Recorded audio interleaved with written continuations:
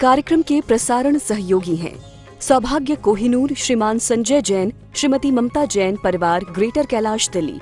सौभाग्य भक्त श्री मनीष जैन, श्रीमती ऋतु जैन, गरिमा जैन, लक्ष्य जैन, परिवार राणा प्रताप बाग दिल्ली। सौभाग्य भक्त श्री तरंग जैन, श्रीमती तनु जैन, इताशा जैन, एकांश जैन, परिवार जैन कॉलोनी दिल्ली। सौभाग्य भक्त श्री अश्विनी जैन, श्रीमती निशा जैन, ऋतिका जैन, स्वस्ति जैन, सिद्धांत जैन, परिवार सीसी कॉलोनी दिल्ली। सौभाग्य भक्त श्री वीरेंद्र जैन, श्रीमती मुकेश जैन, साकेत दिल्ली। सौभाग्य भक्त राजीव जैन, श्रीमती रीटा जैन, विजयनगर दिल्ली। किरीट कोटि संलग्न रत्न किरीटं शविदूसरांगे प्रश्विदोतापमल मुक्तमपि प्रकर्षै भक्त्या जलजिनपतिं बहुधा विसिंचै। हाँ चलिए शब्द बाकी सब लोग दोनों हाथ ऊपर करें, सब लोग अपने दोनों हाथों से ओम ह्रीं श्रीं क्लीं ऐं अर्हं वं मं हम शं तं वं वं वं मं मं हम हम सं सं तं तं पं पं जं जं ह्रीं ह्रीं क्षीं क्षीं द्रां द्रां ह्रीं ह्रीं द्रामे द्रामे ॐ नमो अर्हते भगवते श्रीमते पवित्रजनं दीनाभिषेकं करोमि स्वाहा। ठारो रे ठारो नर नारी कलशा ठारो रे ठारो नर नारी।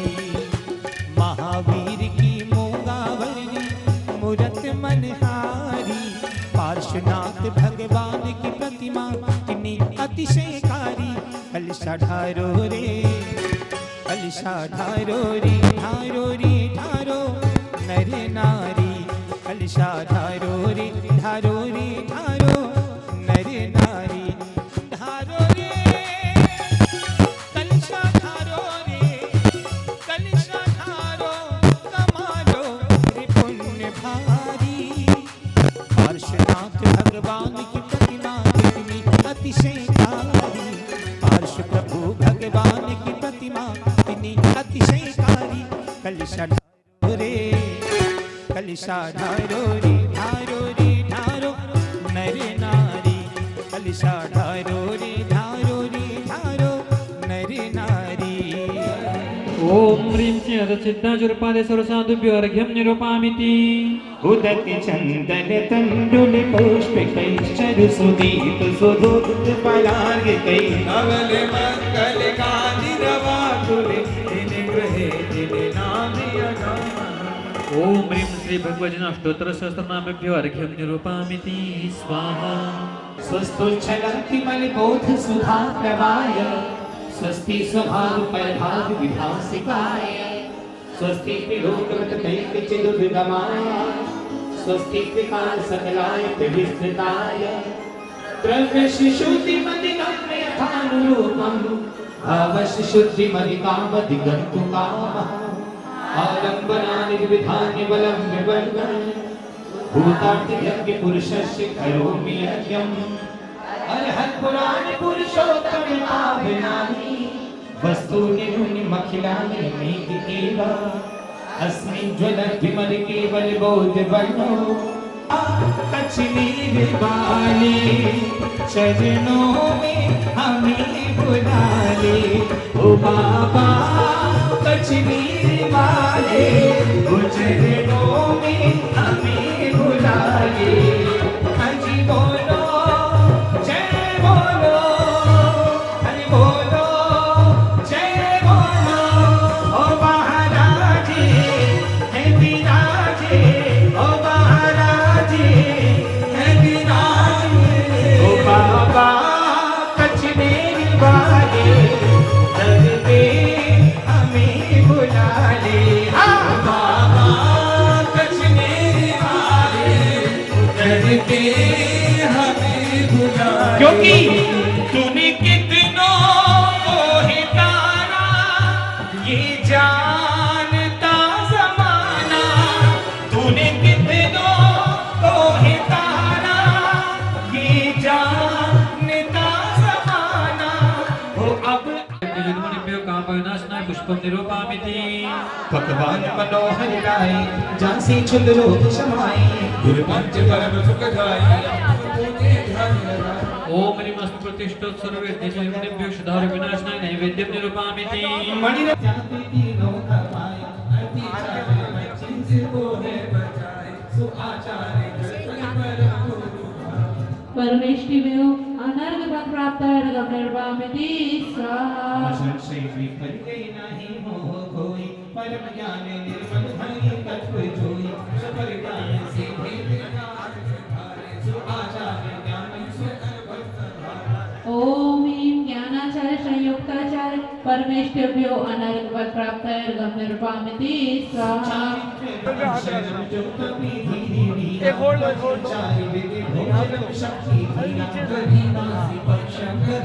हाथ लगाओ। नहीं वो दे तो रहा है दूसरा। ओम ह्रीं अंसाचार तपोविप्राचार्य परमेष्टिभ्यो अनर्घ प्राप्त निर्वामिति स्वाहा। सुकुनोदरी तपमः स्वच्छितानि कैरीनीत आवश्यका नहीं प्रचारी सदा ध्यान की सावधानी संभारे तजो में गुरु को करम धन विरारे। ओम ह्रीं अमुदर तपो विप्राचार्य परमेष्टिभ्यो अनर्घ प्राप्त मन भक्तों पर गुहा मन वैशाली नदी जाने एकांत में एक नारी को हाथ लगाओ। हाथ लगाओ हाथ। ओम ह्रीं विविध संयासन तपो वियुक्ताय आचार्य परमेष्टिभ्यो अनर्घ प्राप्त निर्वामिति स्वाहा।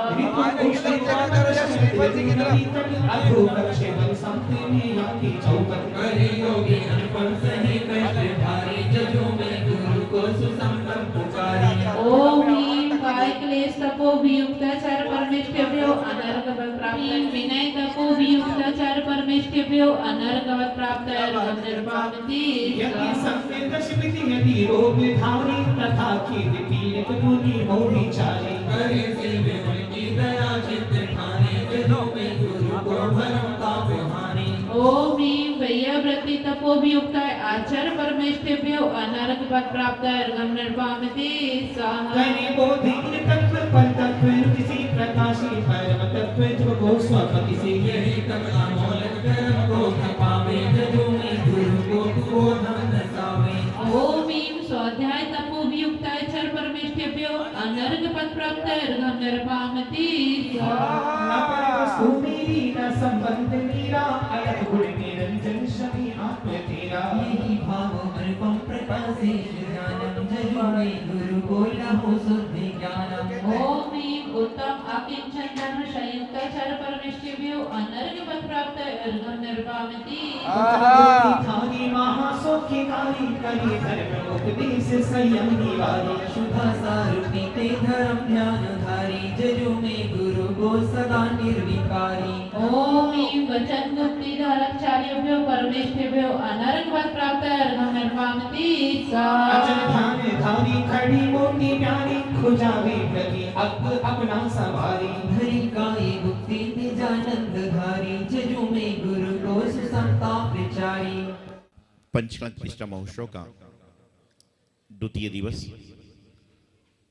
गर्भ कल्याण का जो द्वितीय दिन है उसको हम लोग यहाँ पर मनाने का प्रयास कर रहे हैं। कल रात्रि में आपने देखा होगा इंद्र दरबार लगा, इंद्र सभा लगी और सभी इंद्र भक्ति पूर्वक कार्य करते हुए अपना अपना कार्य किया। आज प्रातः काल में पुनिश्चित श्री जी का अभिषेक, शांति धारा, पात्र सम्मान आदि आदि व्यवस्थाओं के बाद आपने सारे कार्य को संपन्न और संपादित किया। गर्भ कल्याण जीवन में चाहे तीर्थंकर भगवान हो, चाहे संत पुरुष हो, चाहे महापुरुष हो, चाहे वह सदग्रस्त हो, चाहे वह ग्रस्त सदग्रस्त भी ना हो, मात्र ग्रस्त हो, चाहे वह सम्यक दृष्टि जीव हो, चाहे कोई भी हो, प्रत्येक व्यक्ति जब जन्म लेता है पंचेंद्रीय प्राणी, पंचेंद्रीय मनुष्य, तो वह पहले गर्भ में आता है और गर्भ में आने के बाद में जन्म होता है। और गर्भ में आने के बाद जैसे आपने उदाहरण सुना होगा कि अभिमन्यु जब गर्भ में थे तो उनके माता पिता वार्तालाप कर रहे थे और आधी बात सुन पाए और नींद लग गई, तो आधी बात चक्रव्यूह का जो था वह सिर्फ जाने का बना, आने का नहीं सुन पाए। तो कहने के तात्पर्य एक गर्भ में अवस्था से ही संस्कार उस जीव पर पड़ने प्रारंभ हो जाते हैं।